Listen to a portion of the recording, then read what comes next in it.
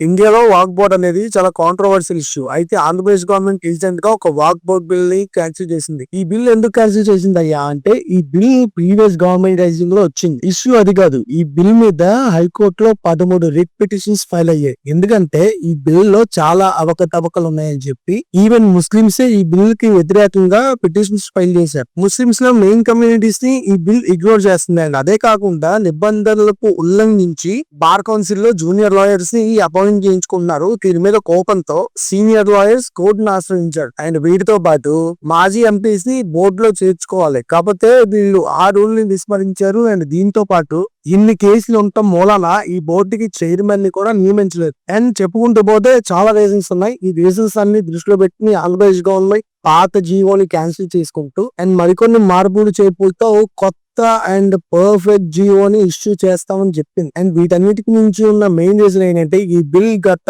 2023 నుంచి అమల్లోకి లేదు. టు బి ప్రిసైజ్ చెప్పాలంటే 2023 మార్చి నుంచి ఈ బిల్ అమల్లోకి లేదు.